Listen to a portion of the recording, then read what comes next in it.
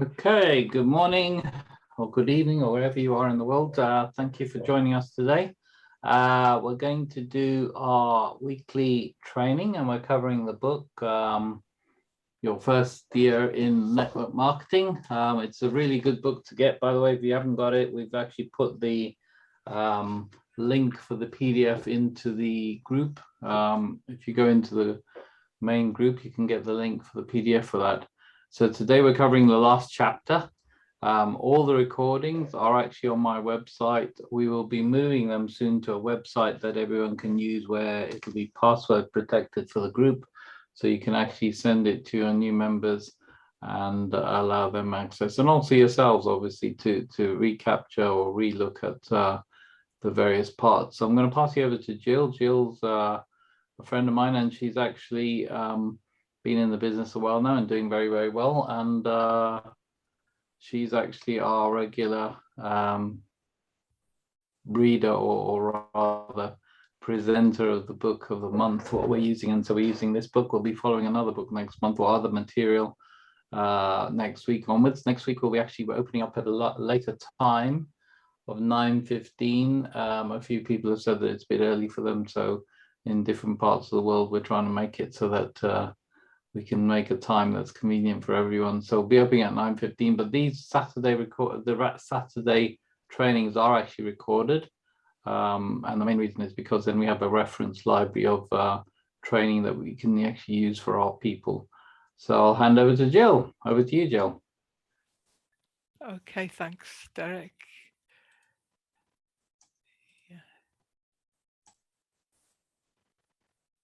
Just share the screen and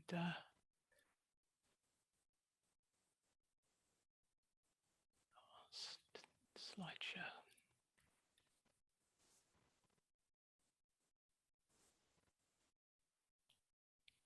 Right. This, as Derek said, is the final chapter in the book, First Year in Network Marketing, called Deflecting the Executive Explosion. And at the time that the book was written, there were a lot of large corporate companies laying off their management. So there were a lot of unemployed executives on the job market, and a lot of them went into network marketing, multi-level marketing, and struggled. So that's what this chapter of the book is about. And I've never described myself as a corporate executive, but I guess I sort of fit that description more than most. So I started my career way back in the 70s in ICI, that was one of the biggest chemical companies at the time.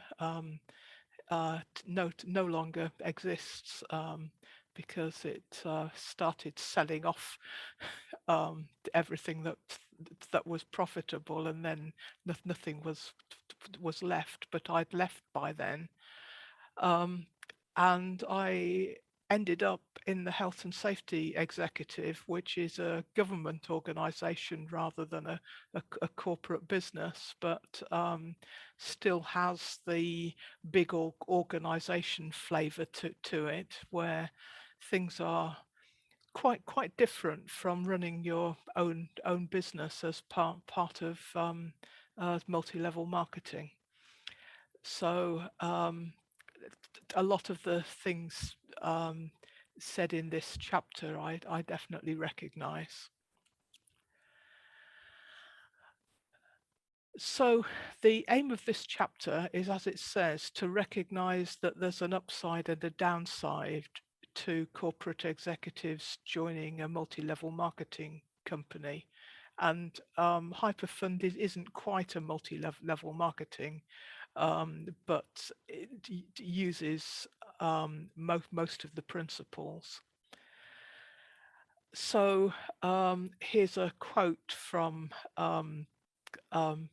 someone. Executives go to meetings all day and plan future meetings, and they write memos promising to send another memo soon. And what do they actually do apart from organize other people? So there were more and more corporate executives joining network marketing, and the problem with them was that they didn't understand the uh, network marketing profession, and more important, they didn't understand that they didn't understand. Because not knowing what you don't know is quite a dangerous position to be in. And also, many of them were high achievers with uh, big egos to go along with it. But at the same time, the book talks about network marketers saying, well, all these people have been made redundant. The companies they were in are still functioning. So what did they do that was useful? Um, and yes, from within a big organization, sometimes it's difficult to see what's useful in some of the things that I have to do. So I can relate to that as well. So some problems I identified.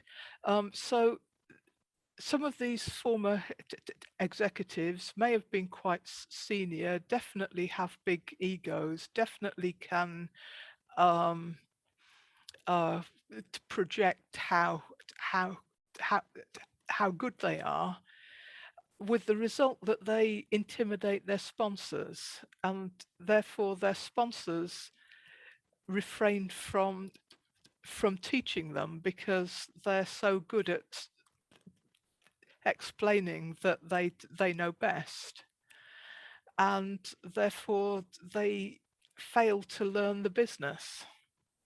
They do it their own way, and their own way probably isn't the best way of doing it. And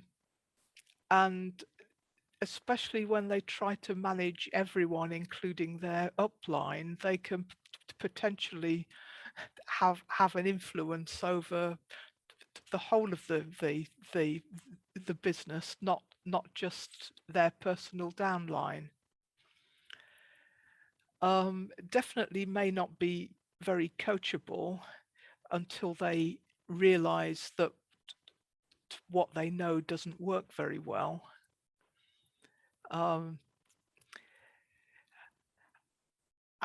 Yeah, I relate to this one as well. They may be too accepting of negative status quo, because in a big organization, you have new initiative after new initiative. That's the best thing since sliced bread. It's going to make everything better for everyone. And so often, everyone thinks, why? This is going to take us more time, and I don't see how it's going to make any difference. But there's no way that I can stop this global initiative, so I just have to go along with it, do try and make it take up the minimum of my time, but I'm not going to change it, because that would be so much effort, and it wouldn't work anyway.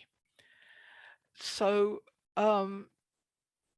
if you apply that to your multi-level marketing business, then you would fail to address things that really can be changed, because we're um, very able to make small changes that can make a big difference.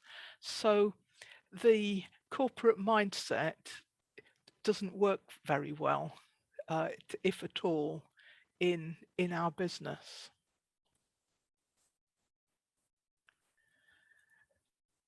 And so corporate executives need to be willing to learn some multi-level marketing strategies.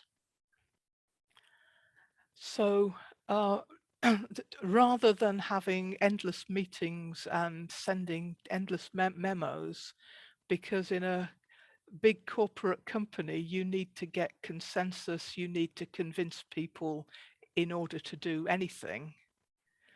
In multi-level marketing, action counts, and if you don't keep generating leads and contacting them and bringing in new people, you're not going to get anywhere.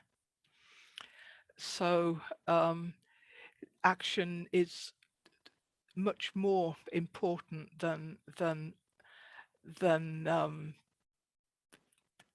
asking permission or developing strategies once you know what works. So high-tech systems like big computer systems that you have to feed things into, or just the corporate structure that you need to interact with,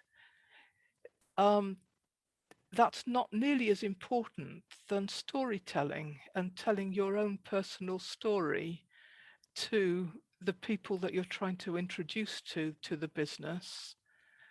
And once you know what you're doing, telling it to people that you're trying to train in what works.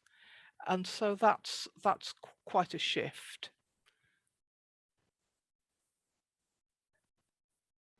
Instead of building a team and delegating to them, you need to be leading by example, because what we're trying to do is actually a fairly simple system, and it relies on duplication. So in order to duplicate what I do to my team members, I have to be the example of doing that,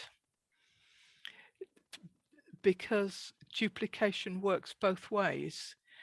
If I teach what works, because I've learnt that from Derek, whose system clearly works, then I'll be teaching them something else that doesn't work as well, and my team is going to be much less effective than if it was following the system of people who've proven that it works.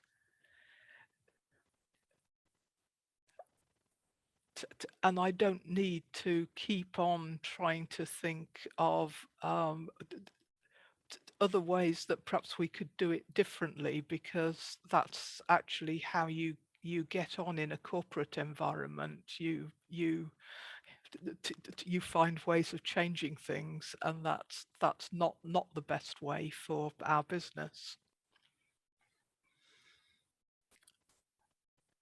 So the next one is that instead of having a corporate background and selling yourself as I know how to function in a big company, I know how to influence things and getting things done. What you need to do is work the multi-level marketing system of identifying leads, talking to people, and qualifying them as prospects. Are they a good fit for this business? will it help the business, and will it help them? And if the answer to that is yes, sign them up.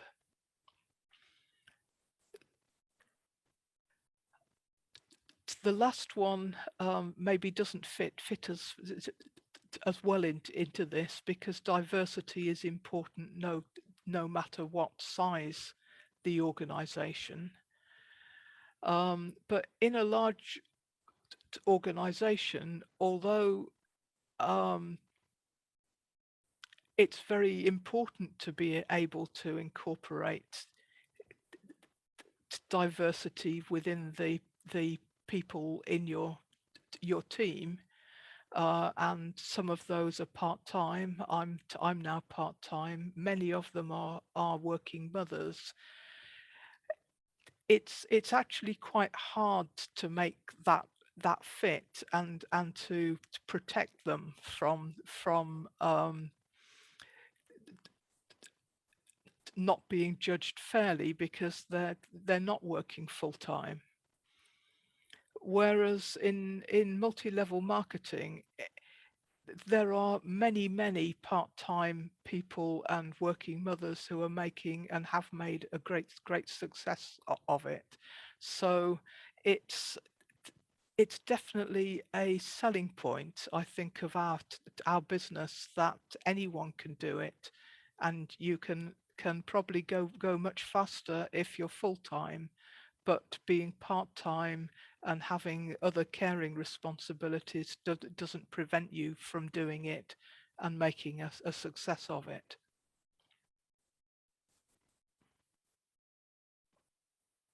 Okay, so what's the focus of multi-level marketing? And the point that the book was trying to make here is that you enter a multi-level marketing business, and ours isn't quite the same, because in MLM, the first thing you have to learn is about the product that you're trying to sell, and how to demonstrate the product and how to sell the product. And way back when I spent a short time trying to network market water filters, that was definitely the focus that I was given, and every meeting seemed to have a section that was devoted to how to sell the products better. But all the people who were successful because they'd built a large network. And so actually success comes from building the business, building the network, much more than focusing on personally selling products. So you have to focus not only, I mean, in our case, we're selling memberships, and we need to be able to move from personally selling memberships, even though we continue to do that, to helping others learn how to sell memberships and build a team and do everything that we're doing that works, in order that we grow a bigger network and a bigger team and have more success. So building the business is more important than personally selling products or selling memberships. But the more people you have in your team, that's more people doing the selling. So you will sell more things with a bigger team anyway. So a case of what do you prioritize?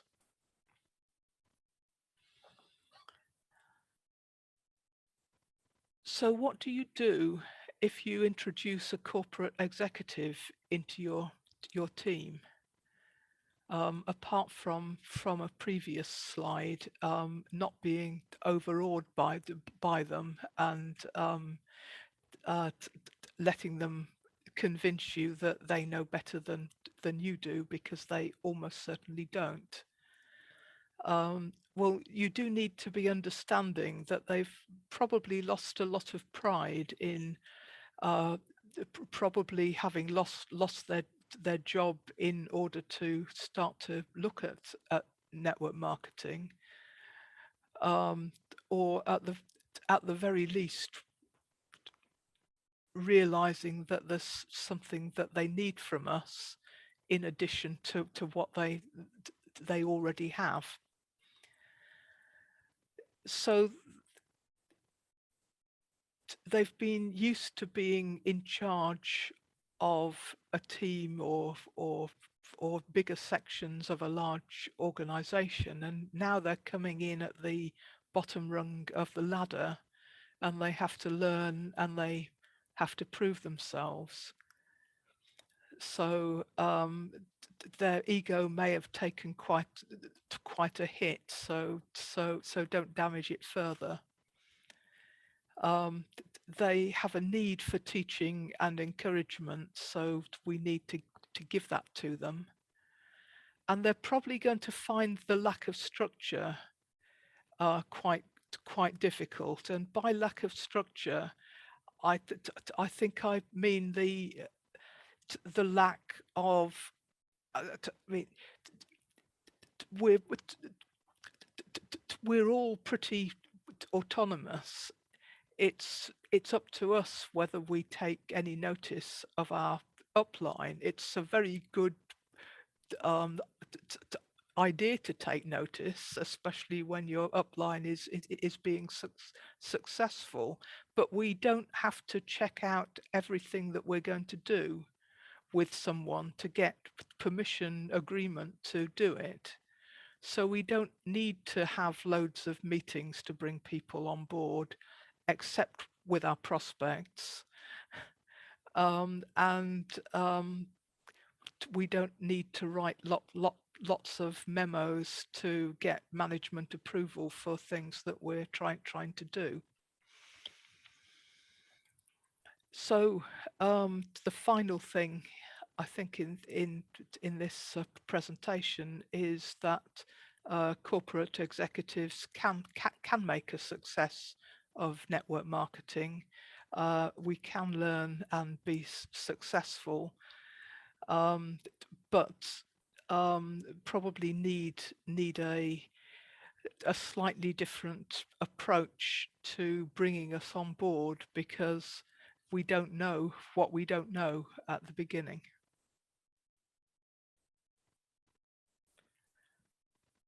So any questions or comments, as always, are welcome. Thank you, Jill. That was really, really good. And in fact, it hit a few buttons with me as well, because just before I open up to everyone, I just want to relate a couple of stories.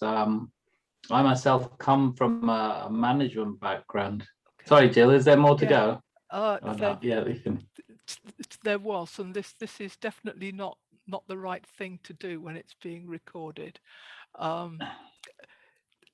Okay, so I have to exit from that to come back. Shall I talk to the last slide and then? Yes, go on then. Yeah, go on then. Because I shouldn't have thought that I remembered. So yeah, there are some executive attitudes that need changing. So seek personal development over monetary gain. It's not that you don't want to build a business and get monetary gain from it. It's more that you won't do it effectively without the personal development.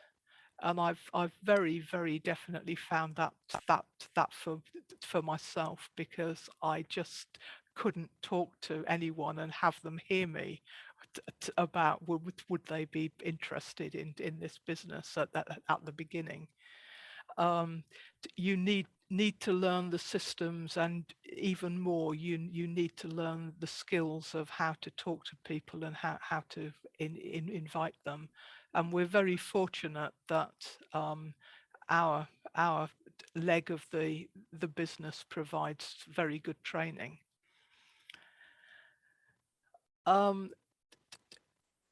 You need to exalt, praise others rather than finding ways for your management to praise you.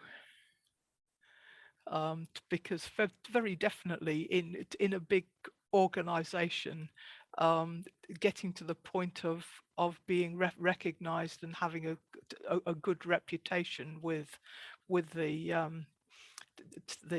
higher management is a very important goal. But in our case, it's about letting every single person in the network know what a good job they're doing, and helping them do it even better, because it's the pipeline and the team that create success. And then there was a nice little phrase that I liked, which is that a good attitude to have when you're talking to a prospect or finding prospects is you're trying to find people to give this opportunity away to as a gift, which is a nice way of turning around the mindset from how am I ever going to find people who will sign up, and it puts them in control when actually we've got something amazing to gift to people by telling them about it. And we need to be persistent. You can't stop looking for new people. Well, actually, you can in our business, because anyone can be passive, but anyone who wants more than that, there's a need to just keep starting again, as if there's no one in your downline, and build a little bit more into your network.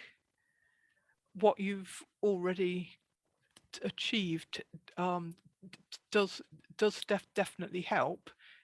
In our case, unlike a lot of multi-level marketing, you don't have to repeat it every month in order to keep getting paid at the level that you've attained in the business.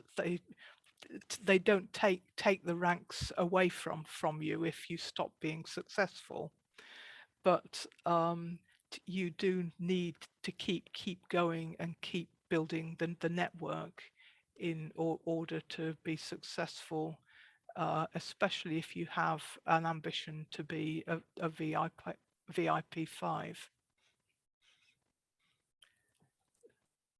So thank you, and I will stop there and come back to Derek, who hopefully can remember what you were going to say to us before.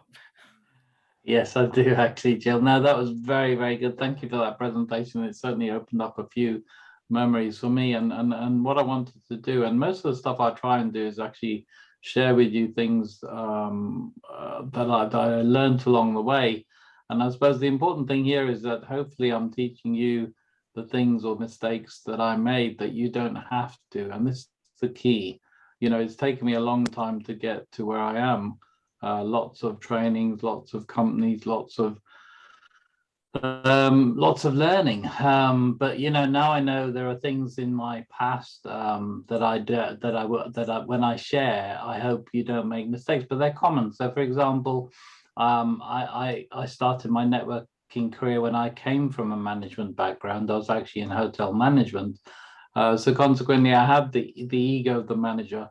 I thought I'd arrived. You know, I had an office, I had a plant in the corner, a big desk and a big chair.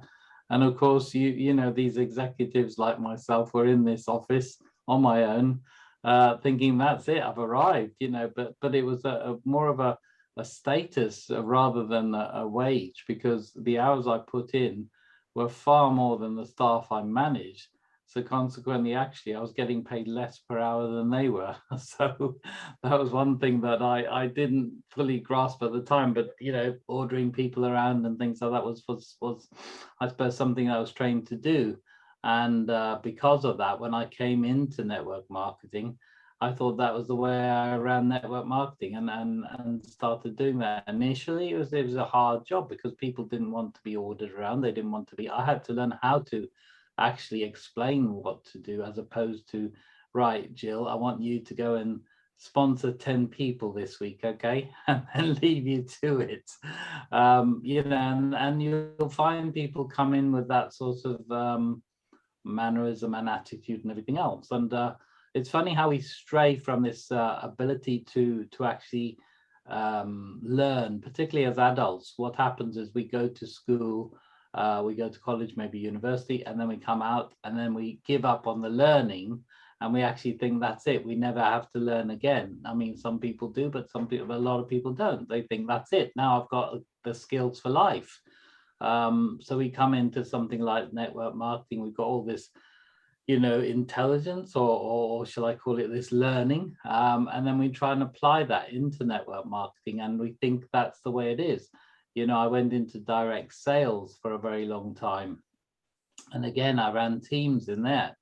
And then when I came into network marketing, I thought I could apply those skills to this as well, but it's not the same. And most people will realize at some point that if they're not actually succeeding, then there must be something that they're doing that's not quite what they need to do.